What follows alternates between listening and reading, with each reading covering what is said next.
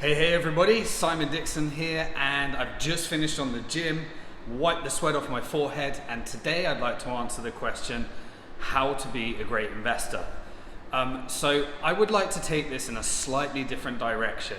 If you listened to my broadcast yesterday, I talked about the concept of 80% of your results is psychology, 20% strategy. For years I've been giving people all the strategies of investing and helping them in their knowledge of money, banking, finance, investing, Bitcoin.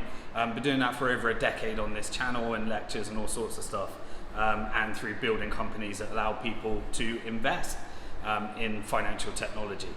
But today I'd like to do a little bit on how to be a great investor and the psychology side of it.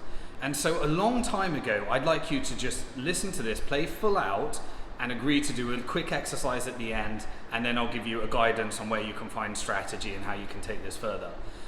So I discovered many years ago that the power of your focus and the questions you ask yourself has a really big impact on the results that you achieve.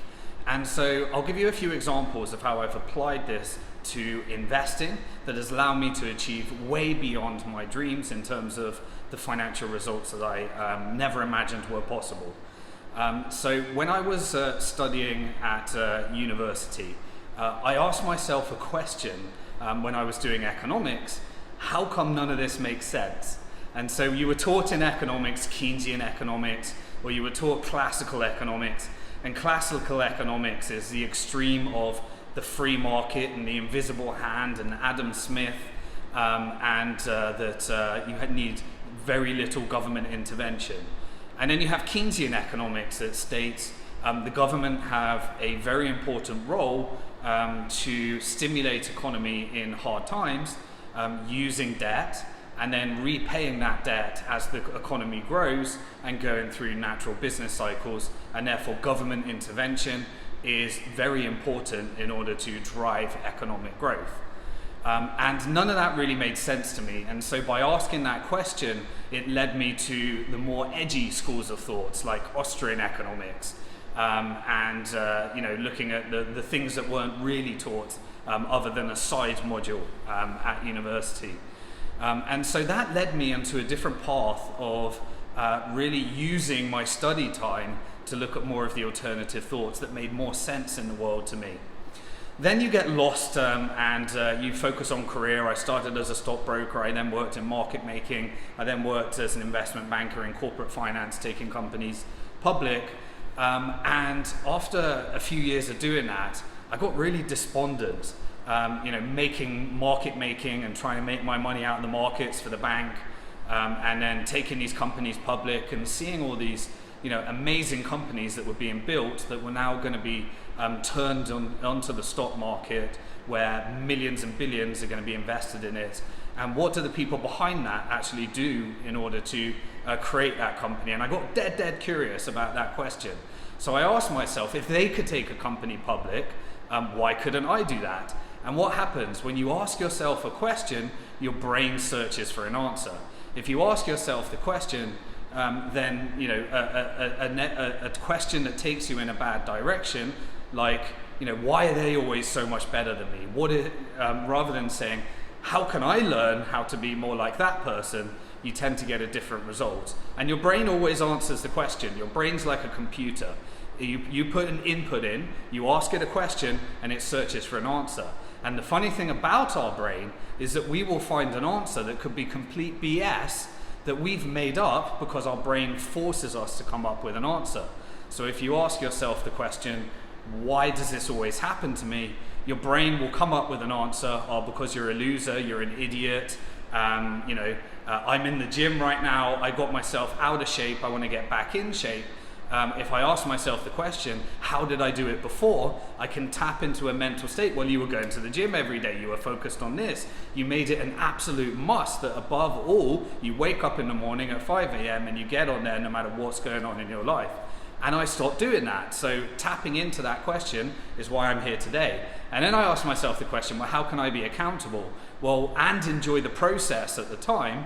And so by asking that question, my brain came up with an answer. Well, how about after my workout, I come and deliver some content to educate people, help people understand about investing in money, and therefore, if I don't check in and I haven't been to the gym, then everybody will know that I didn't go to the gym, and I'll feel like shit, and I can train my brain into a new behavior. That's exactly why I'm doing this right now.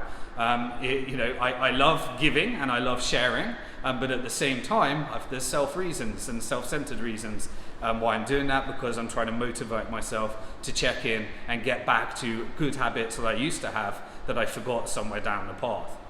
Now, we're asking the question, how did they create such companies? And by combining that with the question of what's up with money, because nothing quite made sense to me in banking, before the financial crisis, it led me to leaving investment banking, going mile deep into the subject of money, and giving lectures around the world on monetary reform and banking reform. And so when I was giving those lectures, I asked myself a question. I was talking about all the problems with money. I was talking about the world's largest regulated Ponzi schemes. I was talking about all the problems with banking, but I asked myself a question: what could I do in order to make a difference? No one was fully understanding the problems. We were in a major bull market. No one cared. The collateralized debt obligations were creating one of the largest bull markets, mortgage-backed securities. And so I asked myself a different question. How can I help people understand the problems of banking? And my brain came up with an answer. Aha, create a bank. And so I set about creating a bank. So I stopped giving lectures. I left my job in investment banking, and I tried everything that I could do. I put together a team of people. Myself and my wife co-founded what was meant to be a bank.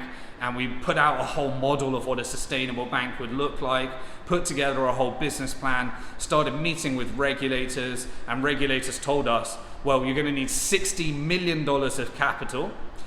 You're going to need somebody that's got direct experience at being the CEO of a bank, and you're going to need to, you're going to need to sit on top of another bank.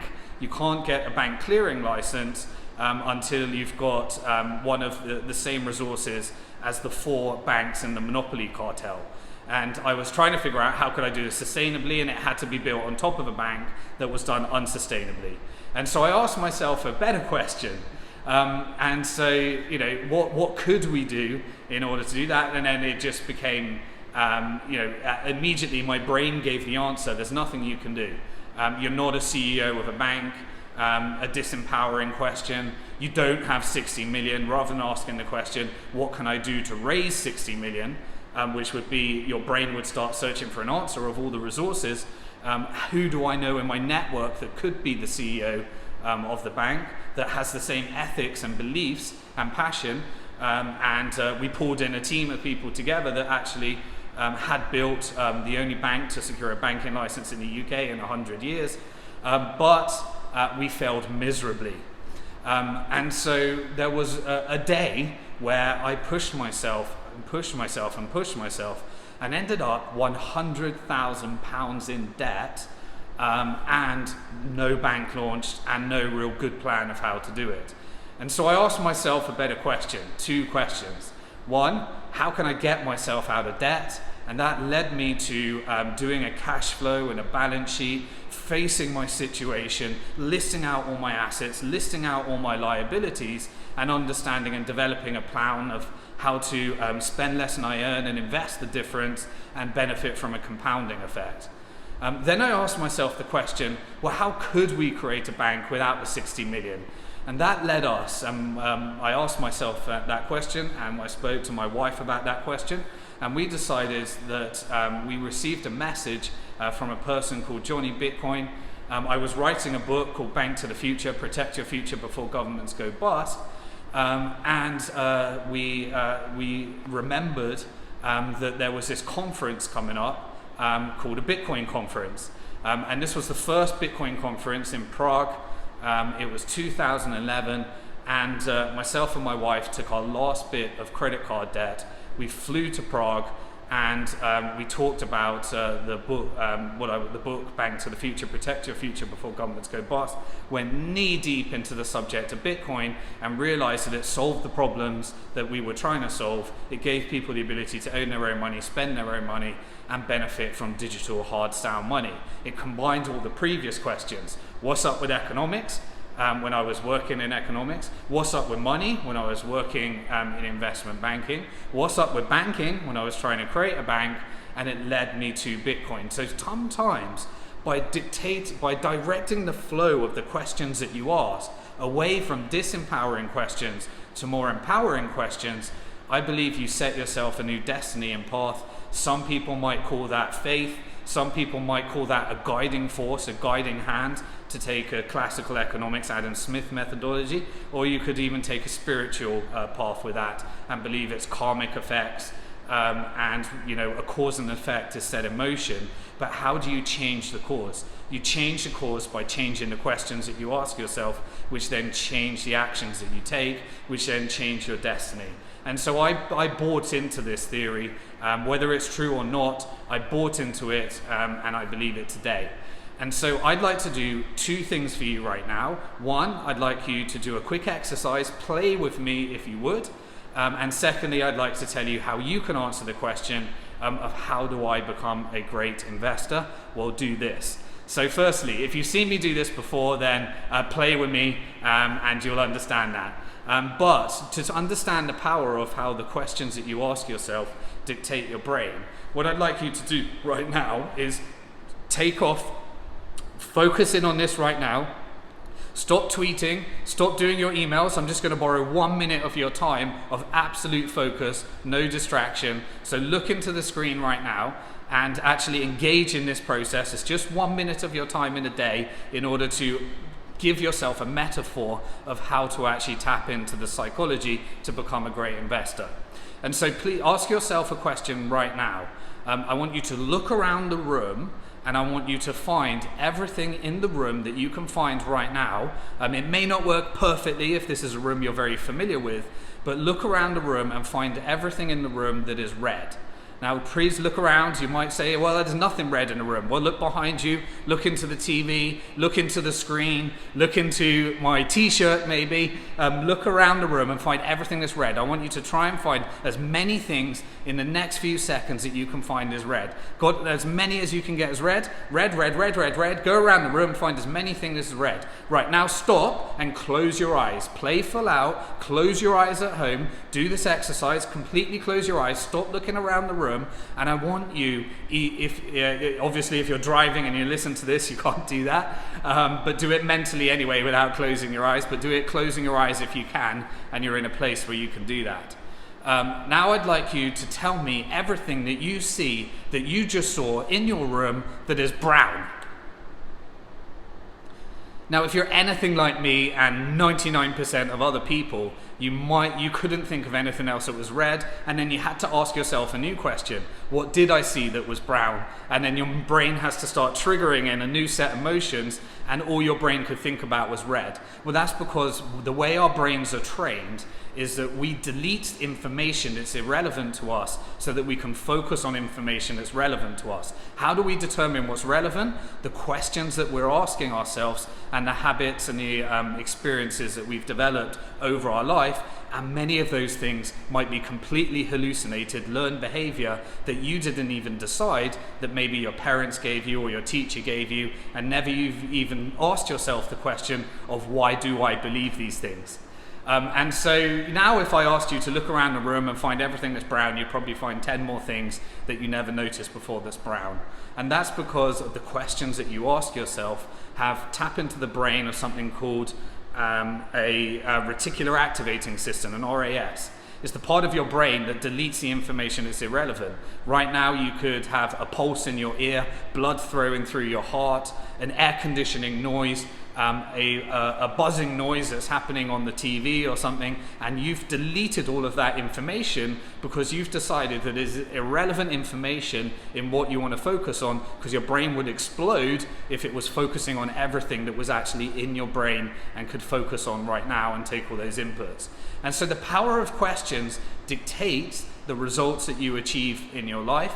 And so the question, how do I become a great investor, is something that I would like to answer tonight in a live broadcast that I am doing for 3 hours. And if you think you got a lot or you got something interesting out of the last 10 minutes that we have spent together, then I'm going to be going through the 7 lessons and mistakes of the greatest investors in the world, whether it be a Ray Dalio, whether it be Warren Buffett, whether it be billionaire Bitcoin figures like Roger Ver, or whatever it may be. I'm going to go through those tonight. And a year ago, I created a video on this subject, and I'm going to review everything that if you had implemented that over the last year, here's the results that you would have achieved, so that you can then look at developing a plan for next year moving into 2022. So if you would like to play full out, and you would like, if you think the last 10 minutes gave you some value, then I'm going to focus deep into strategies and help you understand some of the lessons and mistakes. And I'm also going to be sharing with you how to do this in a more tax efficient way, using the benefits of the Bitcoin and crypto markets combined with traditional markets. So if you think that that is something that's worth spending, here's what I'd like you to do. I'm going live at 5 p.m. GMT tonight for 2 to 3 hours. And I'd like you to block out that time, join me, head over to retirementplanb.com. It's completely free masterclass. I'm doing it all this week. And register yourself there, and block out in your calendar 3 hours from 5 p.m. GMT. Now, if you can't make that, I haven't given you enough notice, there will be a recording, but there will be bonus segments just for those that tune in live, where I'll be bringing in some of my investing mentors and expert professionals to share some sneak peeks and things that can give you those distinctions. And so the question, even if you don't tune in tonight, I think you're crazy if you don't, but if you don't tune in tonight, then the question to ask yourself is, how can I become the best investor that I can be? Why is that an important question? Well, we all have to speculate in today's market. If you are seeing 6.2% inflation in the most developed country, leading country in the world, then you know that there is something up. You have to beat 6.2%. If you're leaving money at a bank, you are losing money, and you are speculating on the credit risk of the bank. If you are leaving money in your pension, then you are losing money if they're not beating 6.2%, and you're speculating on the fund managers that are managing your pension right now. If you are betting on Bitcoin or gold, then these are all speculations. And in today's world, you either have it inadvertently where someone's doing the speculation for you, or you learn how to speculate for yourself and become the best investor you can do in order to survive the financial times that we find ourselves in today, as a result of decades and decades of what I call the world's largest regulated Ponzi schemes called fiat currencies. If you're asking yourself the question, how come Bitcoin is becoming at all-time highs today, then I'd love to answer that question. And here's the thing, if you really want to play full out, if you really want to go all the extra mile, live Masterclass 1 recording is already live. We went live for about 3.5 hours. You can catch up on that, and then you can binge and immerse yourself in the live Masterclass tonight. And so I found that immersing myself in a subject, whenever I want to master something, I binge a mile deep into it. But here's the key thing. Once you've developed the psychology and strategy, it becomes cognitive when you do. So everything's going to be focused not around just giving you information, but what you can actually do, so that you can go out and put it into place, take action, and then once you do that, it becomes cognitive in your brain as not just an intellectual understanding, but actual learned experience. And so I would like to see you tonight to answer that question, and I'm going to be going through the lessons and mistakes are from 7 of the most successful investors and high-profile Bitcoin figures, and reviewing what would have happened if you followed it in the last year, and reviewing so that you can then go out and hopefully put that into action in the next question, by you asking yourself the question, how can I become a great investor?